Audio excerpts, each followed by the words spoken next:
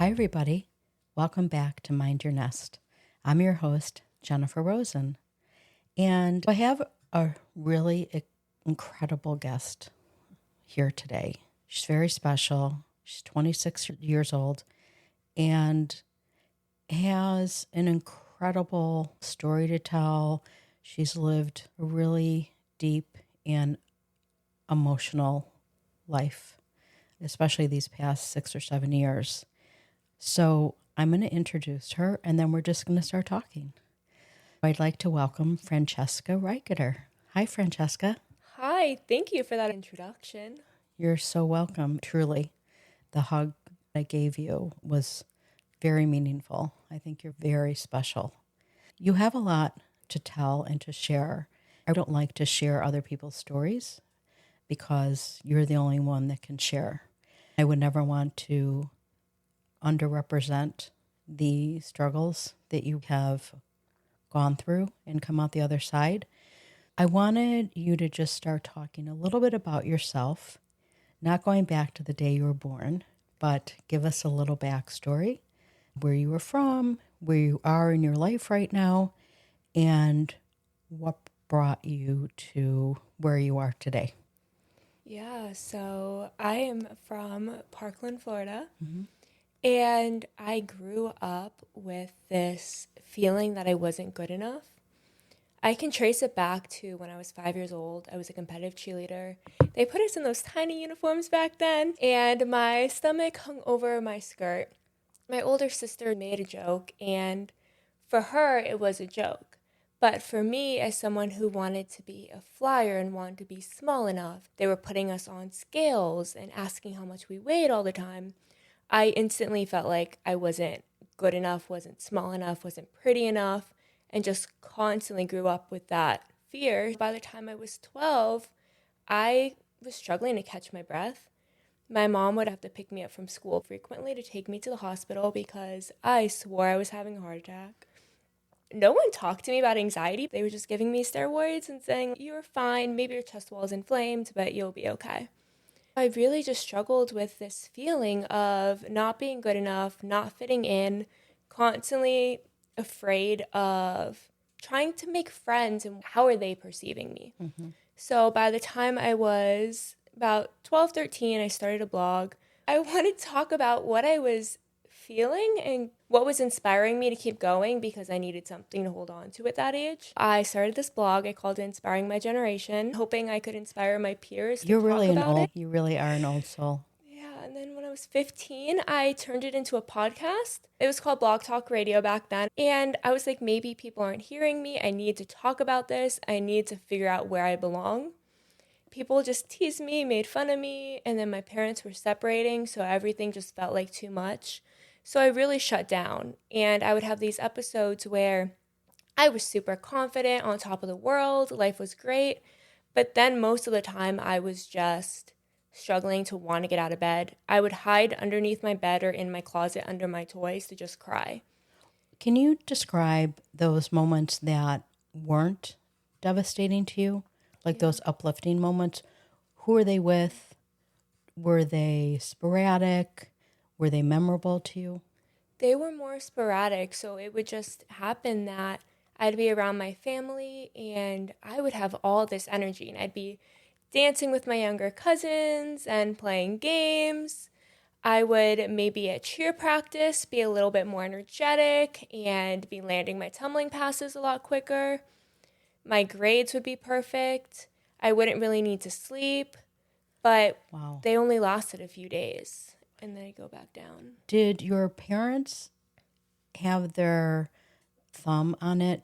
Were they aware in your change in attitude, energy, capacity to accomplish things and maybe finish things versus the times that you weren't?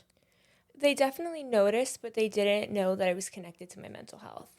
So people would always joke like Francesca has these really high highs or these really low lows. There's no in between. And that's genuinely what was happening, but we didn't have the language or terminology or even understanding to know that it was connected to mental health. Did you during that time have any emotional outbursts, that were picked up by your parents or anybody else to maybe say, this is more than what it is displaying itself as? I don't think they picked it up as something more as much as, oh, she's dramatic. Because that's the language we use to describe kids when they're crying. Yes. So it was, she's dramatic, big girls don't cry, so get over it. It was all this. Did it continue on? Oh, it continued on until I was in the psych ward and people started to see how serious it was. And how was your life, if let's just move through middle school and then high school? Did those perceptions and that chirping in your ear from what other people were picking up from you and chirping back in terms of like being somewhat disparaging towards you, did that continue on? It was really hard because I kept seeing it as something's wrong with me because Right. I can't just be happy like everyone else. I can't just think positive where everyone else seems to be able to do that. I just couldn't. And people made fun of me through, even college, the undergrad, just Francesca is dramatic. Francesca's a crybaby. Oh, be careful. She's going to cry at the drop of a pin. During this time, if you look at somebody your age that has moved through being 5, then 12, when going to college, some have an environment where there are people around their age, whether they're playing on the playground, whether they're getting into structured activities, which you were in. As they got older, they were going to social events, mixers, Sadie Hawkins Day, or, going to parties and really doing their best to immerse themselves in the social aspect of growing up. What was your experience? I was very lucky that I had this amazing best friend, Sam, who dragged me out with her. A lot of times I wouldn't want to go, but she would dress me up in her clothes and force me to go out with her. That's a good friend. Yeah, so she was probably the reason I went to the homecomings, that I went to the dances, that I would go to people's birthday parties. It was pretty much solely because she took me. Even cheering, we cheered together, so we would ride to practice together a lot. We would ride to school together. So she really helped make sure that I didn't isolate, and I don't think she knew what she was doing. She just innately, as a friend, would take me with her. Right, because that was part of her personality, who she was. Yeah. Did you ever have conversations about your mood, how you were feeling, what was going on? Did she ever pick up on anything? I think kind of the same as everyone else. It was just that Francesca's dramatic. For her, she was able to see that it was a bit more, but not that she had the language or understanding to know what it was. Just that Francesca needs someone with her. So anytime I felt really sad, she was definitely there and would just sit with me. Did you have any episodes, or when you were going through this time, were there any significant periods during that time that you were more than just, to people's perception, you were just looking for attention and so on? Was there anything that happened to maybe draw attention to this isn't just attention-getting behavior? I don't know if other people picked up on that, but I remember sitting in my parents' garage and picking at my skin, and my whole arm would go red and full of little blood vessels. I would just keep picking. I guess that was my form of self-harm. People saw that, but no one knew what it was, and there wasn't really a conversation about it. This is also more than a decade ago, so people weren't talking about it yet either. I don't know if anyone even knew to ask the questions. How many siblings do you have? I have 2. Okay. Did either one of them notice anything, or maybe anything different? Or when you were with them by yourself, were there any behaviors that made them look a little bit differently towards you? Or did they have that same perception and attitude towards you that other people did? I think my brother definitely, he would hide under my bed with me while I cried. Wow. He would just sit and hold me. He's younger than me. I actually have a picture my mom took.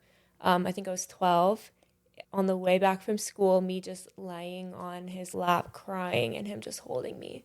And he's 3.5 years younger than me. So he was like 8 or 9, and he just knew Wow. his sister needed to be hugged. During this time, was this suggestion ever made to go see somebody to talk about it?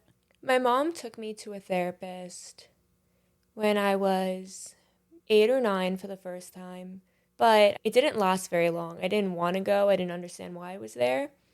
The therapist would play Would You Rather with me all the time. So we didn't get very far. It was just trying to understand my personality. So my mom tried that. When I was older, I struggled with a bad eating disorder. I was getting very sick.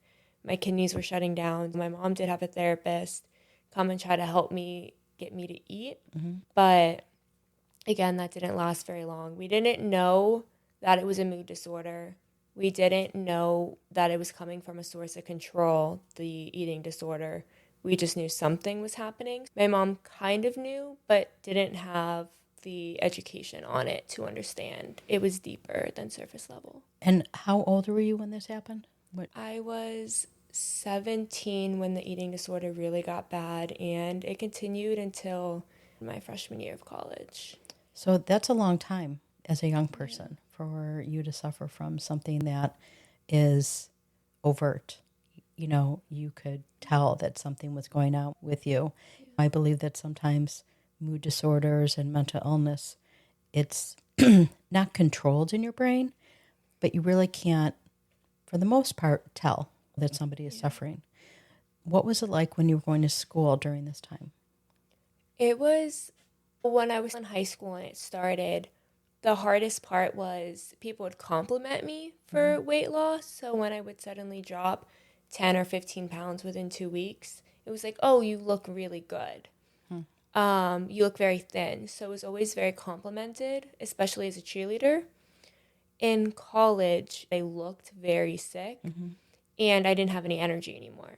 I would feel really tired, almost pass out, and my doctor noticed. And she had my blood checked every 3 weeks, had me set up with the nutritionist at the school, with the trainer, to try to get some muscle back into my body. So was there any awareness or did anybody say anything before you went to college in your house? My mom noticed that I was losing a lot of weight, but she didn't see it, I don't think, as an eating disorder as much as copying what I'm seeing online. Got it. So, like the models that I'm following on Instagram, or I had one aunt who would go through these. Wait, they had Instagram? That wasn't too long ago. You're 26, 17? Really? Instagram started when I was maybe 13, 14. Did you play with your food when you were still at home to make it look like you were eating? Yeah, so I would cut it up very, very small. When my parents separated too, my mom shut down a lot. So I'd say the last maybe 16, 17, she wasn't as present when it came to feeding us. So I would prep a lot of the meals, and my food was always like raw food. I wasn't eating anything cooked. I was eating small salads that I would chop up so it looked like there was more. I'm assuming that there wasn't any protein in it. So No. you weren't getting any significant, important nutrition. Nope, my hair was falling out. I was losing patches of color on my skin. You know, I've seen people that have suffered from eating disorders before, and sometimes you can't tell looking at their face. Sometimes you can. Did your face look like gaunt, like a different color? I looked like a skeleton. Did you dress accordingly so that you can hide your physical appearance as things started progressing and not getting better? I would wear sweats a lot, oversized t-shirts, and I remember even going to the doctor refusing to take my shoes off for the scale so that they wouldn't be able to see how much weight was dropping, having stuff in my pockets. Wow. So let's move forward to when you were transitioning from high school to college. For a lot of people, that transition and graduating from high school and going to college, for some, it's an exhilarating time. They're so excited to leave the nest and go live on their own. some people transition very well. Some people struggle with being away from home, and other people just go with the flow and then just accept, this new phase in their life. What really drove you to the next step post high school graduation to go to school? I was very excited to get away. My parents always hate that I say that. Sometimes the truth hurts, It was so much chaos at home because we were moving and both parents weren't as present at that point. I felt very overwhelmed, and I already wasn't doing well from years prior. Right. So I was very excited to get away. I'm very competitive. I love a challenge. So I heard someone did college in 3 years, decided I was going to do it in 2.5. I had something that was motivating me, which was kind of helpful. Wow. That's unbelievable. And where did you go to college? University of Florida. Oh, my daughter's a Gator. We just talked about that. Yeah. Very exciting. And you really graduated in that short period of time? Yes, I didn't really sleep much. I didn't eat much. I would get so sick. It would be like weeks at a time where I couldn't stop vomiting. I worked 4 a.m. shifts at Panera and closing shifts at Build-A-Bear. So I was working almost 50 hours a week, doing extracurriculars, mentoring. So I did not stop for 2.5 years straight. And did you have a roommate during this time? I lived in a dorm my first year. The second year, I lived in a house with 2 people. And then that last semester, I got an apartment by myself. And you were doing all of this. It's amazing the capacity at which you were functioning. Yeah. You're going and doing, and I don't even know how you have accomplished what you have at such a young age in 24 hours. I'm so taken aback and impressed. But then there's also this feeling of sadness as I hear you talking about your life. I still can't believe you graduated in 2.5 years. Was your behavior with food, did it stay consistent throughout your college experience? It started to change a bit, I want to say. My sophomore year, I started eating more regularly. I was eating bread again. I was enjoying sweets and food. So it did start to change and get better, but then there'd be periods of time that I would just decide that I shouldn't eat anymore and I would stop. Did something happen to shift that perspective? I think a lot of it came from a source of control. So when I felt like everything around me was outside of my control, I controlled my eating so that I felt some sort of piece of existence, like I mattered in that moment. You felt somewhat alive, because it sounds like your behavior, you were just kind of buzzing through. There was this constant with a certain part of who you were, and then your mindset purposefully decided for a short period of time that you were going to do something. Yeah. So whenever things were outside of control, I just nailed down on whatever I could control within myself. And then as soon as I felt, I think I was away long enough, my mom had moved into a house and got settled. My brother was doing okay. My relationship with my dad was getting so much better because everything got messed up in the divorce. So once that started to feel less overwhelming and felt like I didn't have a place, I was able to eat again. Did you feel better? I felt a little better. It's so hard to explain. There's so much pressure at that time of college, all this messaging of, this is going to be the best 4 years of your life. You're going to graduate, get that dream job, get married. Life's going to be perfect. It's so unfair. It really is. So there were so many moments where I felt paralyzed by all of that and not knowing exactly what I wanted to do or having an idea, but it didn't seem feasible or real.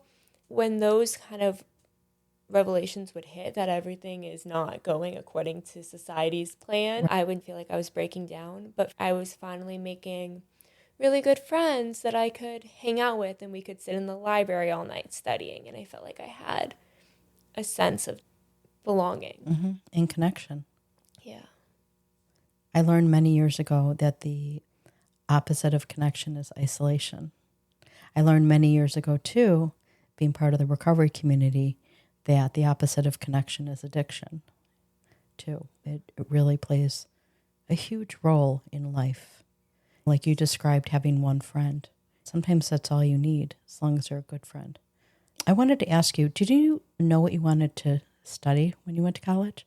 Did you know what you wanted to be? I mean, that's one of society's misnomers. How do you know? Your brain isn't fully developed. You're 18 or 19, going off into the world. I mean, how does anybody really know what they want to do? Did you? Oh, I did. And my high school file says wants to have a talk show like Oprah Winfrey. So I knew what I wanted. Yeah. It just wasn't very considered realistic.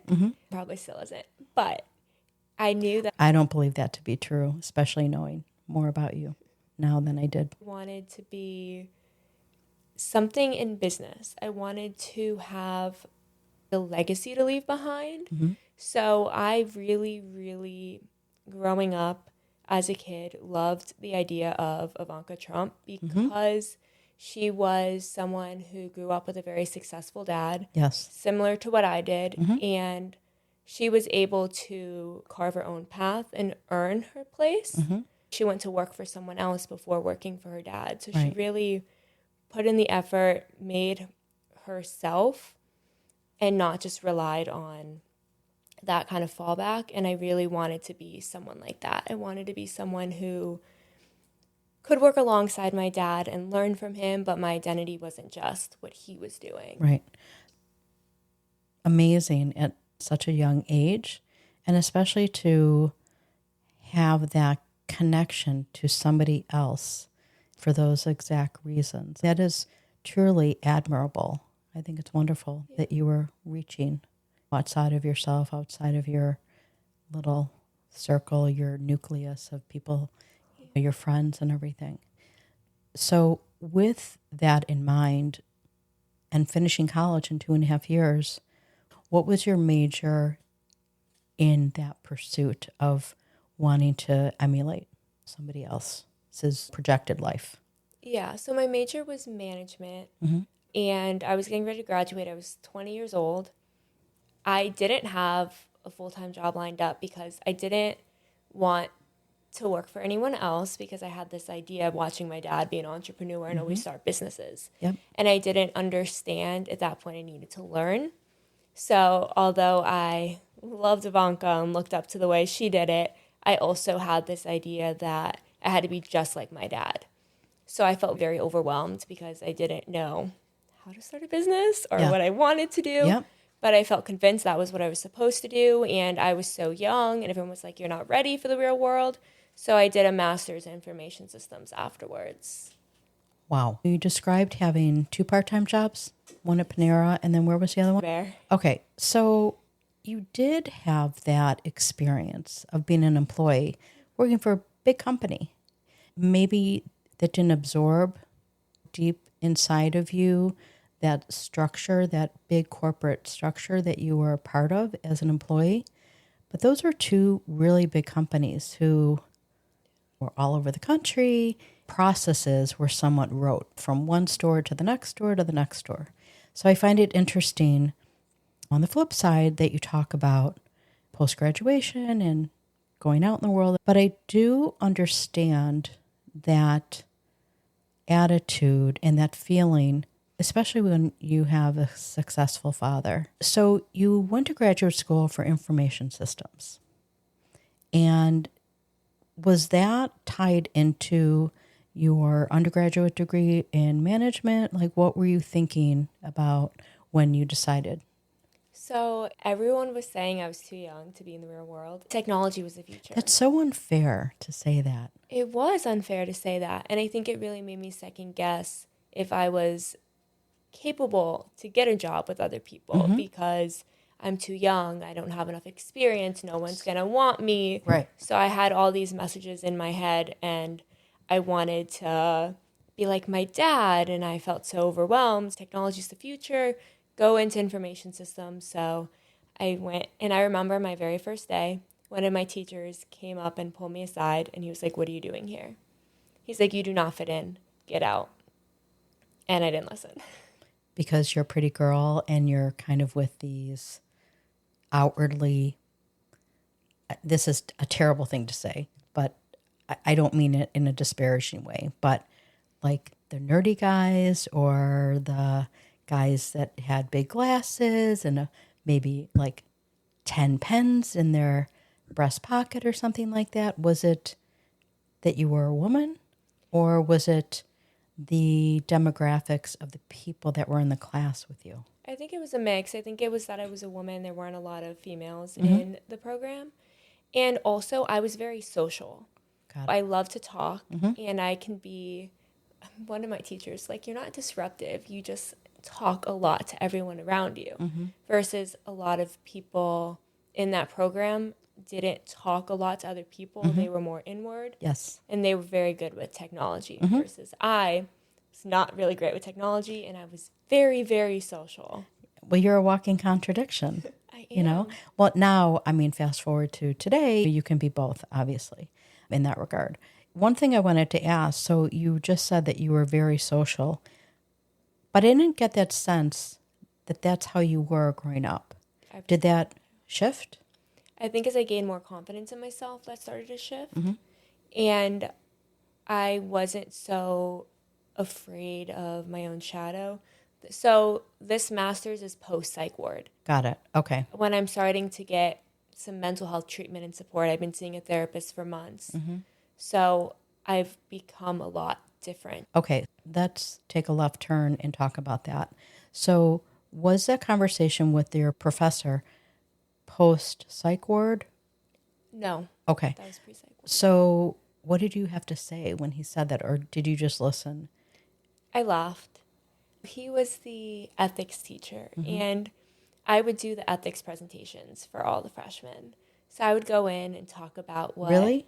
Yeah. For all the freshmen? For all the freshman class. I think I did like 19 presentations. Anyone who was a freshman in the business college had to hear me talk about ethics. I wanted to be a leader. My personality was starting to shift. I was getting more comfortable. 2 semesters before that, I took a public speaking class and was shaking the entire time. So I was just starting to gain a little bit more confidence. I think because I had a teacher that made me feel like I was good enough. So he saw that side of me. And that you had something to say. Yeah, so he saw that. That you were talking. Let's talk about your first experience. I guess your first time in the psych ward. Yeah. Can you talk about what led up to that point? Where were you physically, and did anything take the bottle top and it just blew everything up? So I was really struggling growing up, starting by the age of 5. When I went away to college, my grandparents and my aunt and uncle were my main support system. My grandfather, Papa, he would FaceTime me 3 times a day. Every morning for a cup of coffee, before class, on my way back from class, and every night for dinner. If I wasn't on FaceTime with him, I was on FaceTime with my grandmother. I was very much lucky that I had them, and my aunt and uncle provided a lot of support. 3 weeks before graduation, my grandparents got into a car accident. I lost my grandfather and almost lost my grandmother. I did not take my final exams. So sorry. Thank you. So I didn't take my final exams. I slept in a hospital chair next to my grandmother and did not leave her side. Christmas rolled around, and it really hit me that my grandfather wasn't here anymore. I was super, super close with them. So every year at the 23rd of December, leading up to Christmas Eve, I'd sleep over at my grandparents' house. We would lay in bed, watch The Grinch, and drink hot chocolate or cappuccinos as I got older. So I was very close with them, and that was the first time it wasn't going to happen. On Christmas Eve, I attempted to end my life for the first time, and my uncle was the one who supported me through it. 27 days later, I lost him to suicide, and that really shattered my heart. So... Oh my God. So then 2 attempts later, I landed myself in a psych ward.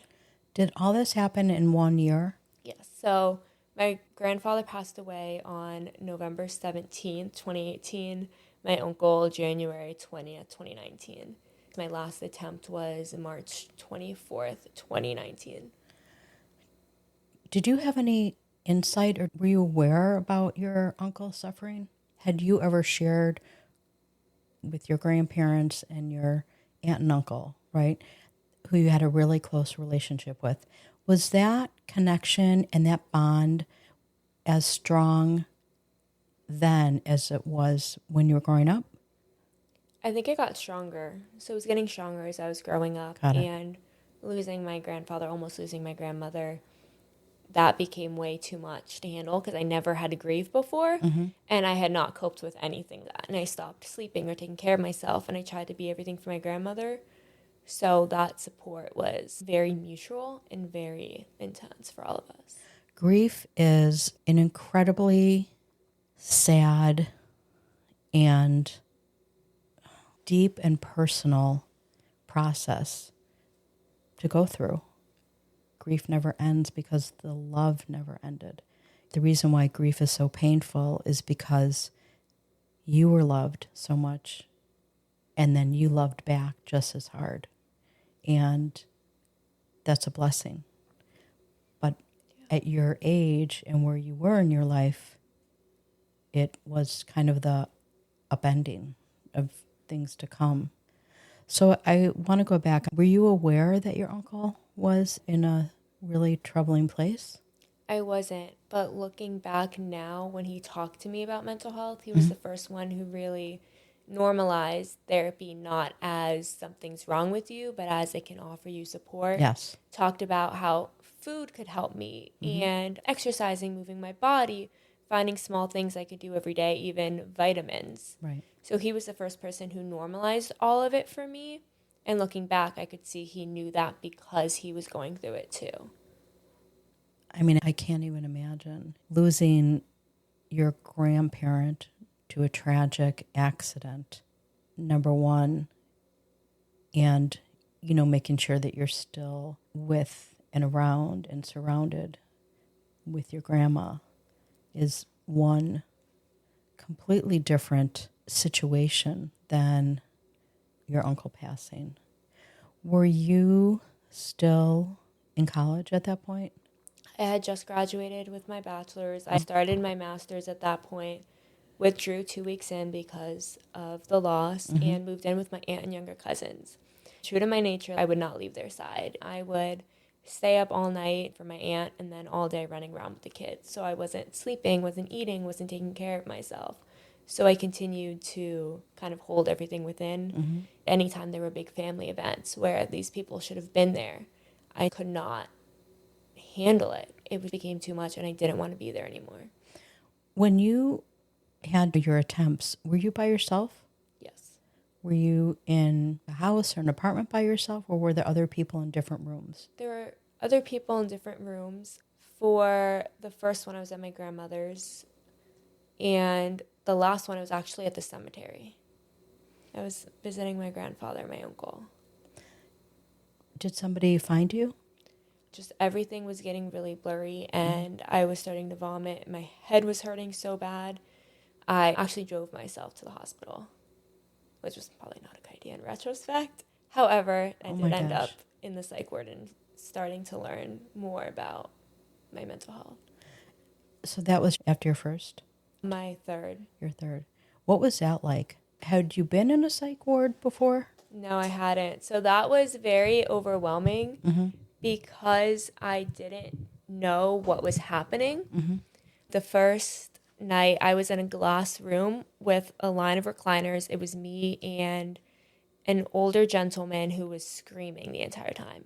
And I'm this terrified, tiny 20-year-old who does not want to be alive and does not understand what's happening. When they finally brought me upstairs, it felt so dehumanizing. First of all, when you walk in, I could not imagine a place darker than my brain at that time until I stepped inside the psych ward.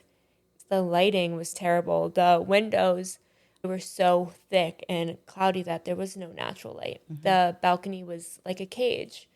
You didn't have the bathroom just had a curtain.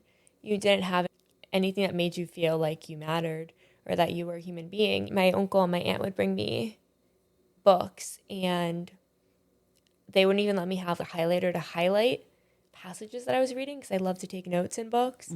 I just had a tiny little pencil that they would give me. If I asked to play board games, you weren't allowed to outside of their activity time. So it was just sit here in this room, but don't cry, because if you cry, we're going to hold you here longer, which was actually said to me. And if you don't take these medication that they give you, you will stay here longer. But they gave me the wrong medication because they made an assumption. And that actually caused me to go into a hypomanic episode which led to me eventually getting the right diagnosis. Wow. Did that take a while to happen, or was it a pretty quick reaction? And then kind of like maybe this, you felt, I mean, I'm sure you literally didn't feel like this, but maybe the sun was starting to rise a little bit with that correct diagnosis. I'd say it started to make sense. Mm-hmm. Growing up, people would sometimes joke, like, or they would ask me, are you on drugs? Because I was so up for a few days. I was thinking, and not as a judgment, but just from what I know, having an ex-husband who's bipolar, those swings, that's what that reminds me of. However, I do know that it takes a very long time to diagnose bipolar disorder. So while you were growing up, that was probably not likely to be the case. It was about almost 2 years post-psych where I finally got the right diagnosis Oh and my started gosh. getting medication. How long were you in the psych ward for that time? I was in the psych ward for a week. So when you're in the psych ward, nothing outside exists. There's no work, no family expectations, nothing outside of that small little place. All of a sudden, it felt like the world stopped turning for me, but it was still turning for everyone else. And I was thrown back into a world full of color and things happening, and I felt like I didn't belong. It felt even more isolating. What was it like for the people closest to you that saw this, were there afterwards? I think it was very terrifying for them. I've had some conversations with my parents about it, and when I do speaking engagements, it's so hard for them to even come watch because they don't want to hear about it because it's so hard for them to think about. They have described it to me as feeling very helpless and powerless and not understanding what was happening or why I was feeling this way. I felt like everything they were saying was wrong. They were saying, think positive, and I couldn't think positive. That was all they knew, think positive. Right. They didn't. Were there any support groups, like family support groups? Was that something you wanted to happen so that didn't have to be the teacher because you were the patient, you were the one suffering? You've done enough on your own, and to be the teacher at that time while you were in this traumatic, devastating period of your life, you can't be both. Did you feel that would have been helpful? Did you ever think about that, or was that not even in your brain at that time? I did not know about any support groups, but I liked to create things. I like to feel a sense of control over something in my life. So I started making little guides for my parents. I was like, just stick to the guide. Read the script. Here's validation statements. Here's understanding statements. I was making worksheets for myself to try to get through, which led to the development of the first workbook. That first workbook is my survival guide, as well as the conversation guide I gave my parents to help them learn what to say. That's amazing. Yeah. I mean, really, that was probably one of the first breakthroughs, or one of the best things that has come out of this. Yes, you're alive, you're here. You are such a tremendous human being that has really given hope to so many people. So 2 years had passed. Were you relieved when you got a diagnosis? I had learned so much about mental health. I was doing my nonprofit. I was having conversations with people from around the world. On my podcast, I was making these encouragement cards for people in the psych ward. So I was very much immersed in mental health, in different diagnoses, in people struggling, in stories of hope and recovery.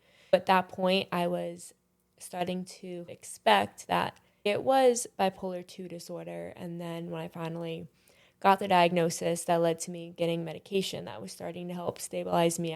It finally felt like I belonged and not like nothing was working for me and I was a lost cause. Do you believe that diagnosis explained your behavior going all the way back until when you were 5 years old?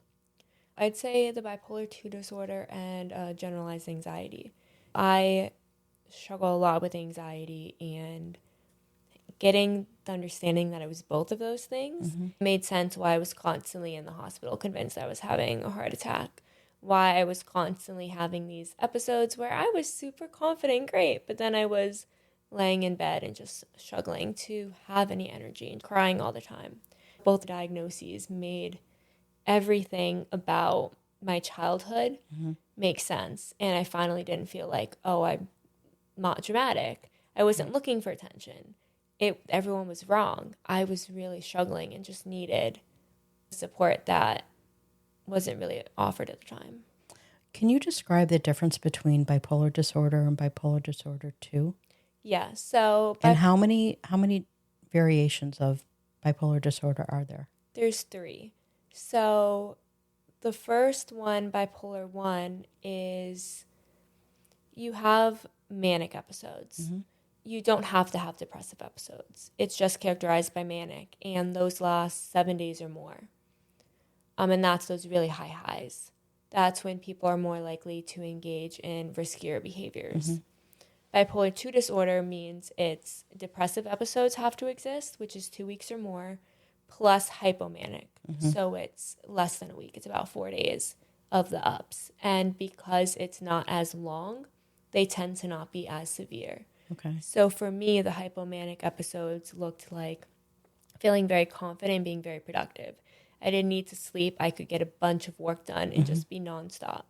Did they ever talk about grandiosity and, in your thoughts or conversations with other people too? Like you're on top of the world, you feel invincible, you are psychotic or you did say a manic episode, that you're totally in psychosis. Is that part of bipolar 2? So you can have psychotic features, so you could enter psychosis. I never did, but that can happen. And then what is bipolar disorder 3? So I should know this. I had in my diagnostic class. It's cyclothematic maybe. It's not a routine cycle of ups and downs. It's less predictable, I believe. So it's sporadic and impromptu or spontaneous, potentially? Yes, I believe.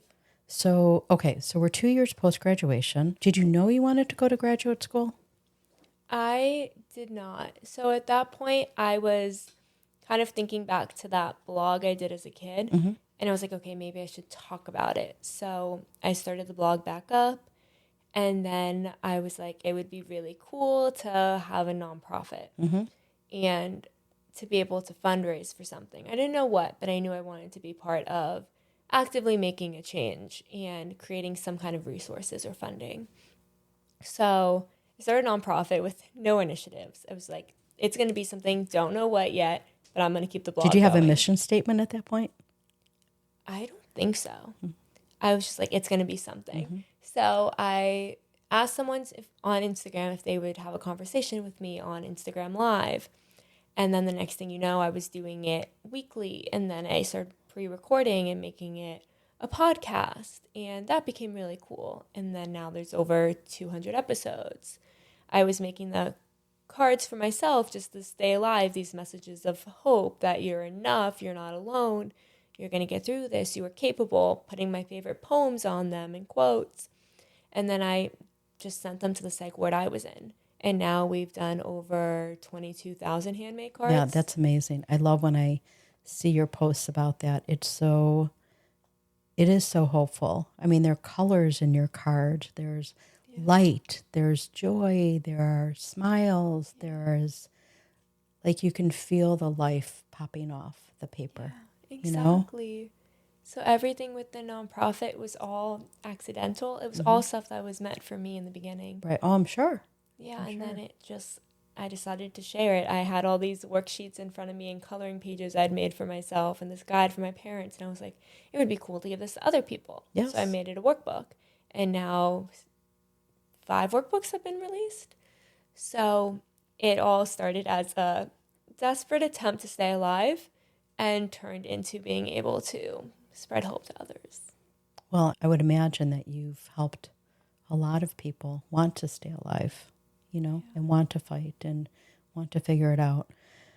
Okay, so you're in graduate school. What are you getting your degree in? My master's in clinical psych. Okay, which is fantastic. And so is that a bridge to a position, or is that an enhancement to your already extraordinary life and contributions to others as well as obviously to yourself? I'd say both. I don't know how much I want to practice as a therapist in the beginning. Mm-hmm. It started as I want to create curriculum, K through 12, that every year kids get a new age-appropriate skill or tool. Mm-hmm. So maybe that's learning to be kind to themselves. Correct. We talk about how sharing is caring, but we never talk about boundaries and when we can say no. Yeah. We talk to be kind to other people, but never about being kind to ourselves. Yes. So starting those conversations young and building it up. So I wanted the master's behind my name to give me the credentials to be able to do that. I always loved the St. Jude model, and I want to create a foundation-funded behavioral health facility that involves family members too, where they can actually get support. I'm a big believer in the family system impacting one's mental health. I completely agree. And then also have medical doctors that are doing blood work and making sure that it's not a deficiency, because that can mimic symptoms. Right. So looking at it from a holistic perspective and making sure there's different resources accessible and there's a space for friends and family to be part of it, instead of the treatment feeling so isolating that when you're thrown back into your home situation. Oh, yeah, you don't know what to do and you feel like a stranger. Exactly. Okay, so I want to finish, but then I want to add a couple things afterwards. I want to finish with what you're doing from a legislative point of view, because I know you were, I think, recently in Tallahassee, correct? And is that a continuation of wanting the funding for everything, or is that an awareness part of your continuation of what you are building on? Yeah, so I've gone to Tallahassee once. I've done some speaking locally to our local senators, representatives that represent us in Tallahassee. And the goal is to create better systems of care. So whether that's more funding for 988, so people in crisis can call and actually get pointed to resources that can help them instead of waiting till they're in the psych ward. Yep. Mobile response teams, making sure that kids aren't picked up by a cop, put in handcuffs, and taken to a psych ward, making the experience more traumatic. Integrating behavioral health with primary care, so that a lot of times primary care doctors are prescribing medication. But what if they could consult with psychiatrists first making sure? Yes, fantastic. So that's what I've been working on. The Baker Act bill that went through last year, I listened to a commission meeting and put together some notes that was sent to one of the representatives who was leading it to make some amendments, and then we ended up getting it passed. So just really being part of creating a better system of care, however I can.